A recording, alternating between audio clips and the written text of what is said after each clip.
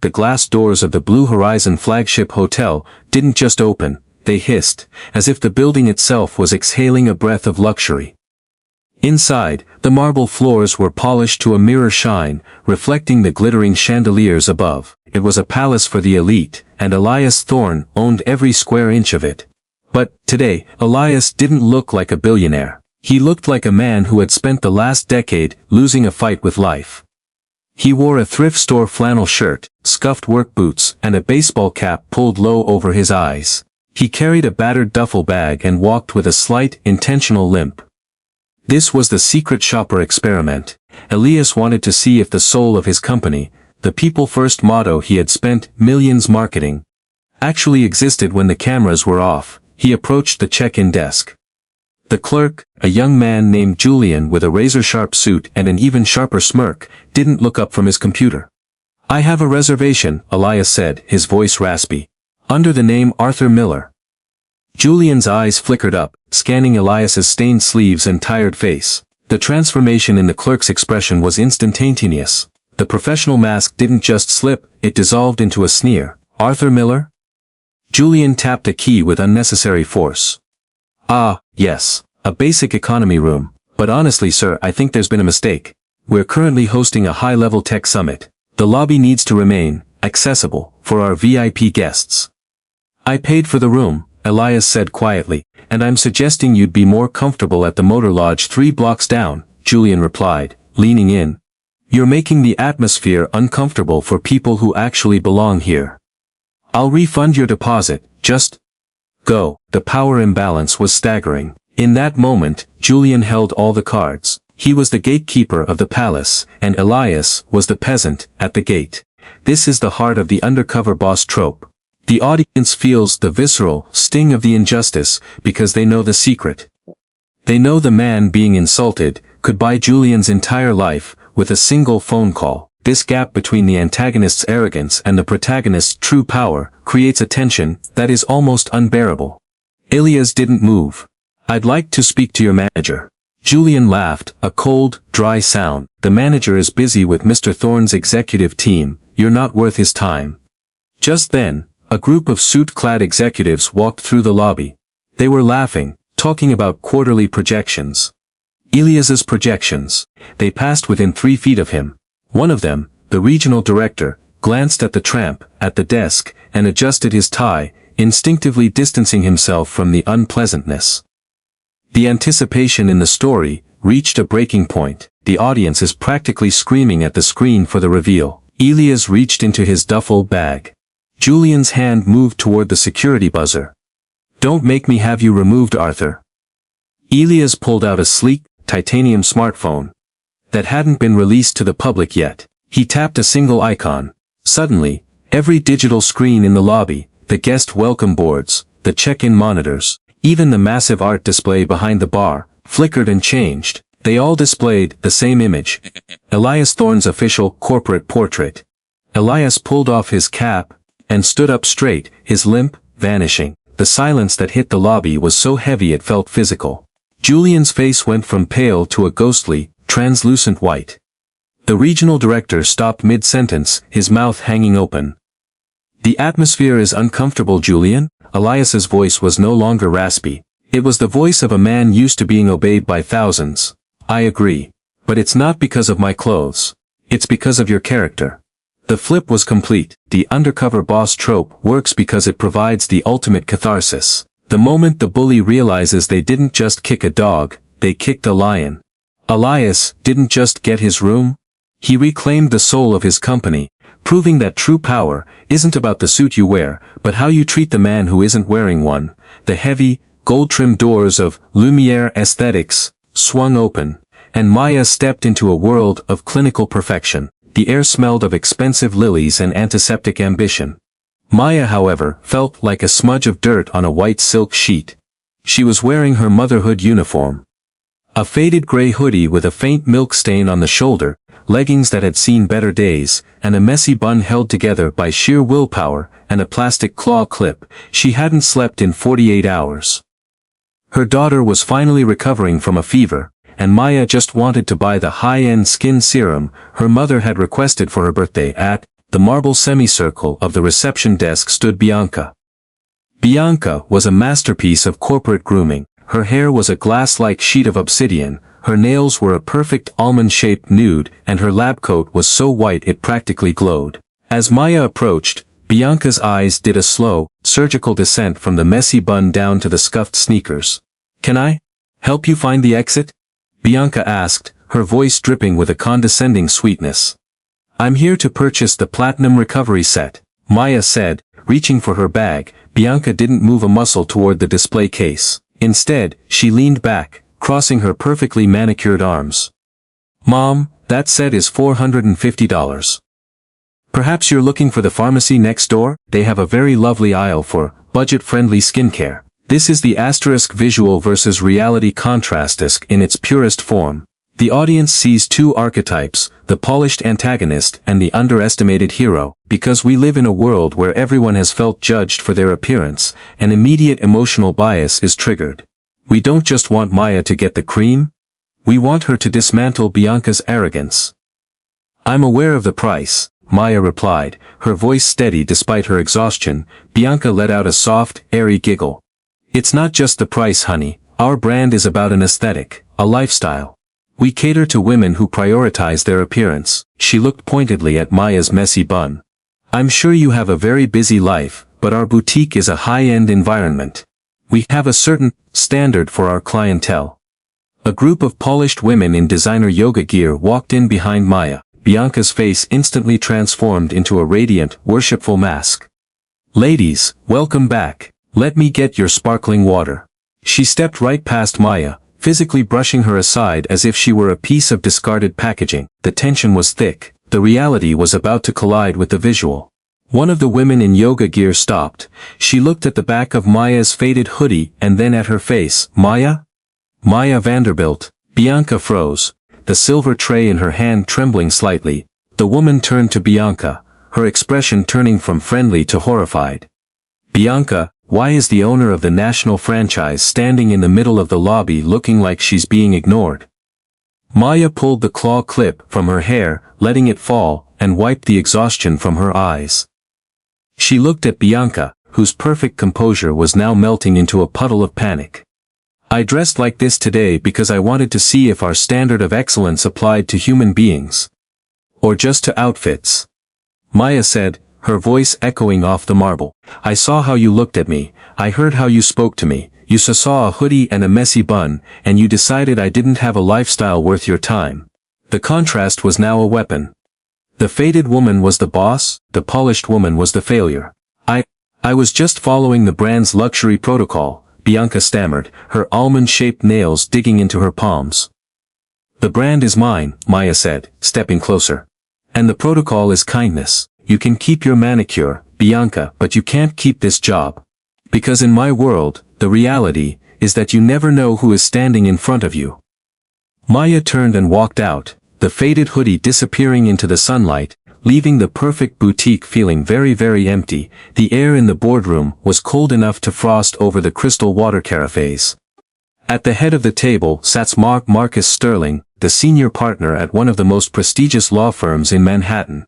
Opposite him sat Elena, a woman wearing a faded janitor's jumpsuit, her hands calloused and her hair tucked under a cheap neon cap. "You have 5 seconds to get your cleaning cart out of this room before I have security throw you off the roof." Marcus snapped. He didn't even look up from his $10,000 watch. Elena didn't flinch. She leaned against the mahogany table, her presence an insult to the high-stakes atmosphere Marcus had spent years cultivating. "The trash is full, Mr. Sterling. I'm just doing my job." Marcus finally looked up, his eyes burning with a mix of disbelief and pure, unadulterated rage. He slammed his palm against the table. "Your job is to stay out of my sight. You are a ghost, a service, a nothing. If you say one more word, I will ensure you never work in this city again, not even as a dog walker." In exactly 60 seconds, Marcus's 15-year career was going to go up in flames. This is the power of the high-stakes revealed identity by showing the audience a high-stress moment, where a bully is at their peak arrogance, and then giving the viewer a specific countdown to their downfall. You create a psychological open loop. The viewer's brain demands to see the moment the spark hits the gasoline. Elena pulled a crumpled piece of paper from her pocket and set it on the table. It wasn't a bill or a trash report. It was a digital transcript of a private phone call Marcus had taken 10 minutes ago. Marcus's face went from red to a sickly, translucent gray. Where did you get that? You think because I'm wearing a jumpsuit, I'm deaf? Elena asked, her voice dropping the simple worker act and shifting into a tone of absolute authority. You think because you don't see the service staff we don't see you? Give me that paper, Marcus growled, reaching across the table. Sit down, Marcus, Elena said. The sheer weight of her voice stopped him mid-motion. It wasn't the voice of a janitor. It was the voice of the person who owned the building, the firm, and, as of that morning, Marcus's debt. Elena reached up and pulled off the neon cap, letting her hair fall. She reached into the pocket of the jumpsuit and pulled out a sleek black invitation to the firm's upcoming merger gala. On the back, in handwritten ink, was a private security code that only one person in the world possessed. I'm Elena Thorne, she said, the ghost who owns 51% of this firm. I came here today to see if the man in charge of my legacy was a leader or a tyrant. The fire was now raging. The narrative loop was closing. The audience, who had been holding their breath since the first sentence, finally gets the payoff they were promised in the hook. Elena, I didn't realize. Marcus stammered, his hands shaking so violently he had to hide them under the table. The stress of the merger, I was just... You were being yourself, Elena interrupted. And yourself is a liability. You looked at a jumpsuit and saw nothing. You're fired, Marcus. Not in an hour, not after a meeting. Now, she turned toward the door, leaving the transcript on the table.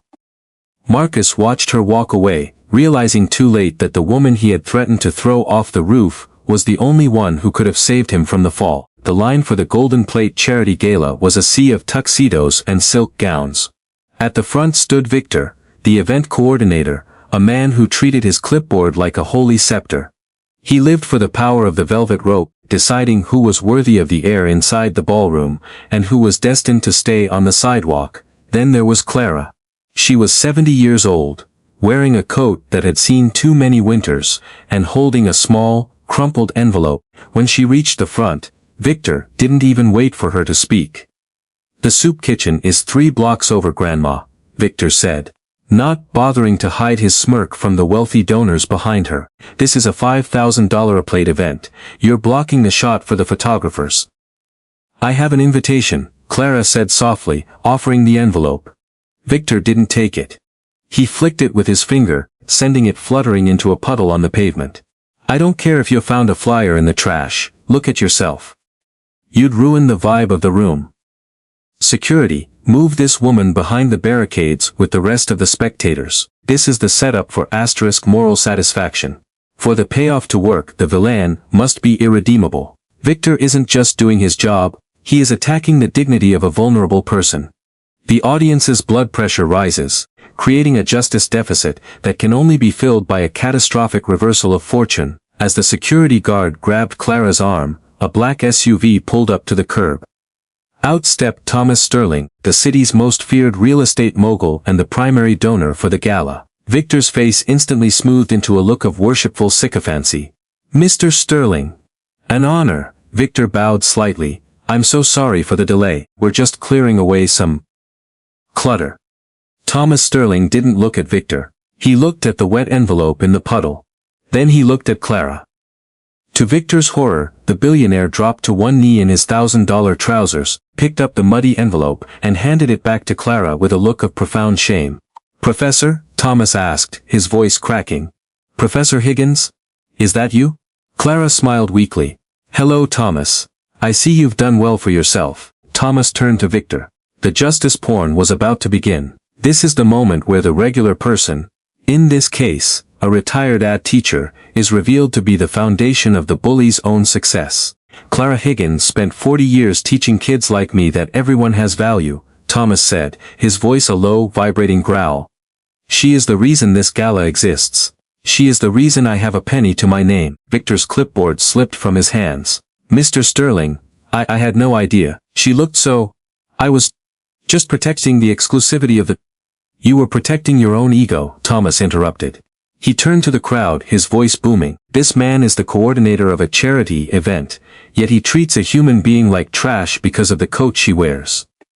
Victor, you're not just fired, I'm pulling my sponsorship from every firm that employs you. If you value exclusivity so much, you'll love being excluded from every professional circle in this city. The payoff reached its peak as the security guard, the same one who had been ordered to remove Clara, stepped aside and held the door open for her with a respectful nod. The moral victory was complete. The bully wasn't just defeated, he was professionally liquidated. In the comments section of a video like this, viewers would be cheering, sharing stories of their own victors, and celebrating the fact that, for once, the person at the bottom of the social ladder ended up holding the ladder for everyone else. Clara didn't just get into the party. She reminded the world that status is a shadow, but character is the light. The jet bridge was quiet now. The storm of the confrontation had passed, leaving a heavy silence in the first-class cabin. Meredith was gone, her career, a casualty of her own arrogance. The regular passengers had finished boarding, the hushed whispers about the CEO in the hoodie finally dying down as the cabin crew prepared for departure. Captain Reynolds stood by seat 2A, gesturing toward the plush, reclining leather. "Miss Laurent, please. We've cleared everything up. We'd be honored to have you stay here. In fact, I've instructed the new lead attendant to provide you with anything you need, completely on the house." The passengers in first class watched, waiting for Sarah to settle into her rightful place of power. This was the moment where most stories would end, with the hero reclining in luxury while the villain was hauled away. But Sarah looked at the oversized seat, then at the champagne flute sitting on the tray table, and felt a strange weight in her chest. "Thank you, Captain," Sarah said, standing up and grabbing the handle of her battered carry-on. "But I think I've seen enough of first class for today." The cabin went still. "I don't understand," Reynolds stammered. "You paid for this seat. You own the airline." "I own the airline," Sarah replied, a small tired smile playing on her lips. "But I've spent so much time looking at the spreadsheets of this company that I forgot what the heartbeat sounds like.